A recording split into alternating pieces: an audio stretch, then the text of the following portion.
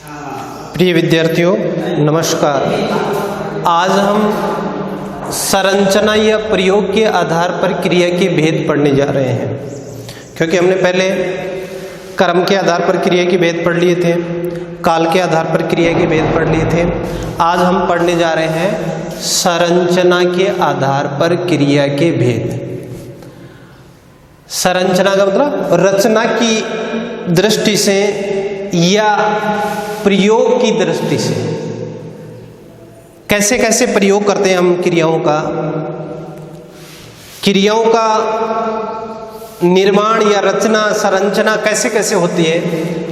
तो क्रिया का वाक्य में प्रयोग कहाँ व किस रूप में हो रहा है, इसके आधार पर क्रिया के छह भेद माने जाते हैं।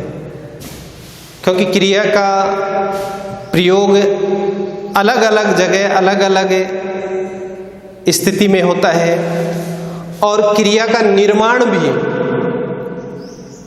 अनेक प्रकार से होता है। किसी के धातु में, किसी क्रिया का निर्माण धातु में ना लगने से और बहुत सारे प्रत्यय लगने से होता है ना। जैसे एक हम क्रिया लें, पी, ये धातु है पी। अब पी से हम ना लगा देते हो, पीना। पिलाया, पिलाओ, पियक्कड़, पीकर। एक पी धातु ऐसे कई क्रियाओं का निर्माण या संरचना हो गई।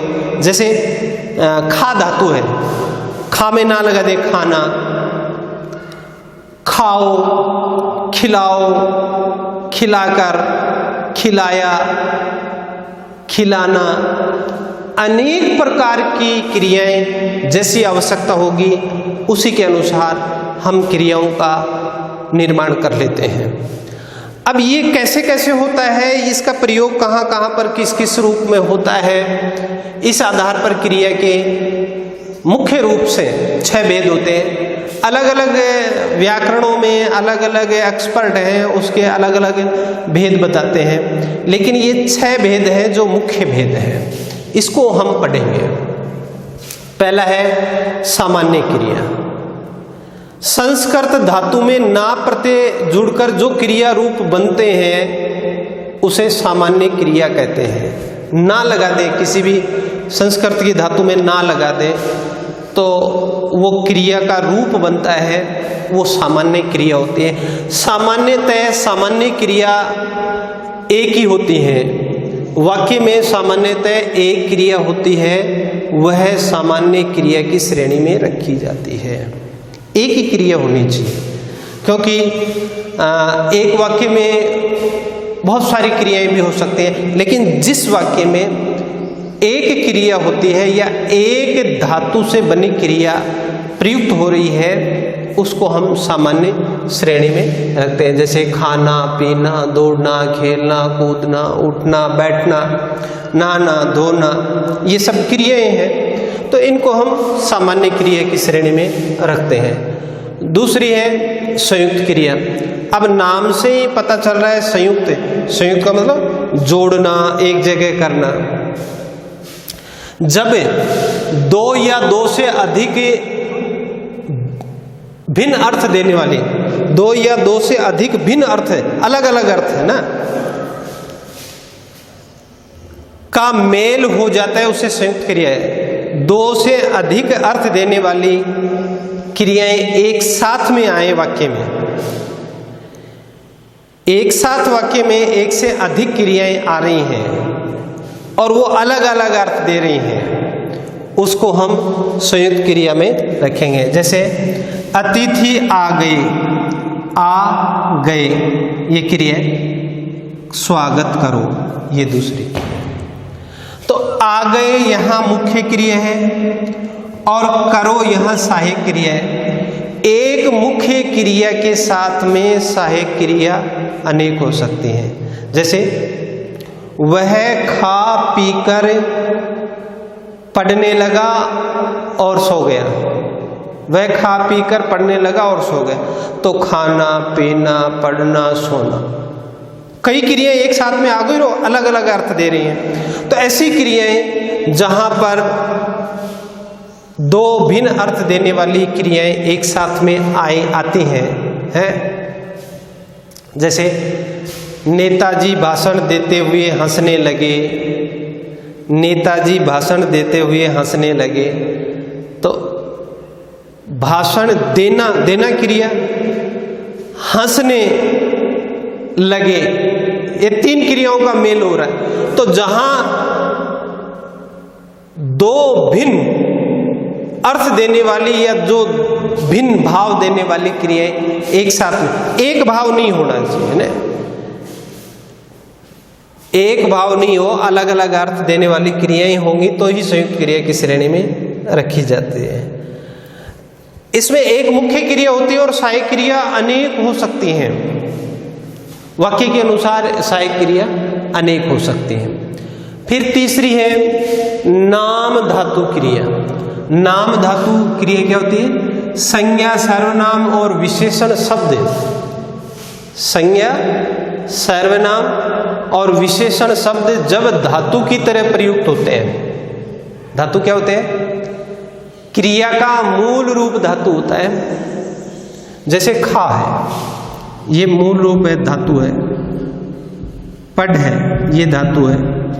तो संज्ञा, सर्वनाम और विशेषण शब्द जब धातु की तरह प्रयोग होते हैं उसे नाम धातु कहते हैं। और इन नाम धातु शब्दों में जब प्रत्यय लगा दिया जाता है तो ये नाम धातु क्रिया कहलाती है। जैसे ये है हाथ, हाथ क्या है? संज्ञा है। संज्ञा क्या होती है?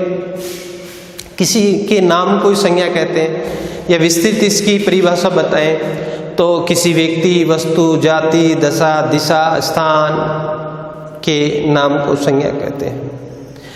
यानी नाम किसी का भी हो वो संज्ञा की श्रेणी में ही आता है। हाथ, अब हाथ तो है संज्ञा, लेकिन ये हाथ जब धातु की तरह प्रयुक्त हो, हाथ से बना दिया जाए हथियाना, है ना।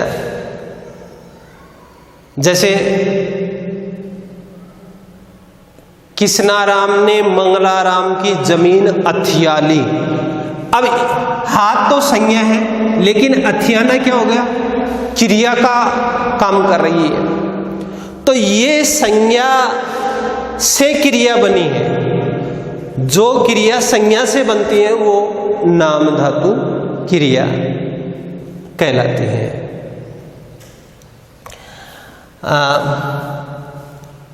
ऐसे ही देखो है विशेषण। विशेषण जब धातु की तरह प्रयुक्त होते हैं, यहां देखो सूखा, जैसे आटा सूखा है तो आटे की क्या विशेषता हो गई? सूखा है। कपड़ा सुखाओ तो सुखाओ यहां विशेषण नहीं हो। कपड़े सुखाना तो यहां सुखाना विशेषण न होकर क्या हो गया? क्रिया हो गई। तो सूखा से बन गया सुखाना, ये क्रिया का काम कर रहा है। तो संज्ञा, विशेषण और सर्वनाम जब धातु की तरह काम में आए और धातुओं के प्रत्यय जोड़ करके क्रिया का निर्माण किया जाता है। जैसे अपना है तो इसमें अपनाना बना दिया। अब अपना सर्वनाम है, मैं अपना काम करता हूं तो यहां अपना ये निजवाचक सर्वनाम हो गया। पर अपनाना, जैसे मां ने अपनी बहू को अपना लिया,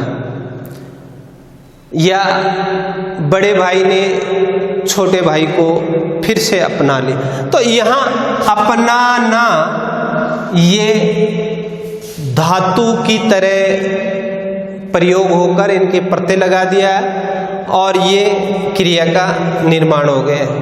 तो ये तीन क्रियाएं, इसके 6 भेद होते हैं। 3 भेद हम अगली क्लास में पढ़ेंगे। तो संरचना या प्रयोग के आधार पर क्रिया के भेद 3 होते हैं।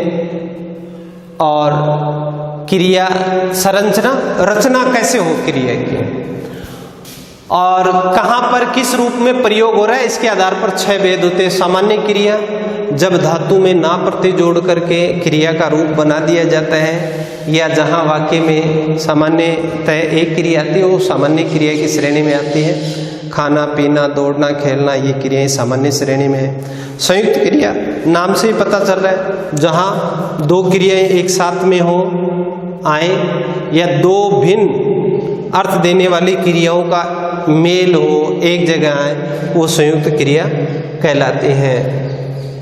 और नाम धातु क्रिया संज्ञा सर्वनाम और विशेषण धातुओं की तरह प्रयुक्त हो और उनके प्रत्यय लगा करके क्रिया का निर्माण कर दिया जाता है, उसको हम नाम धातु क्रिया कहते हैं।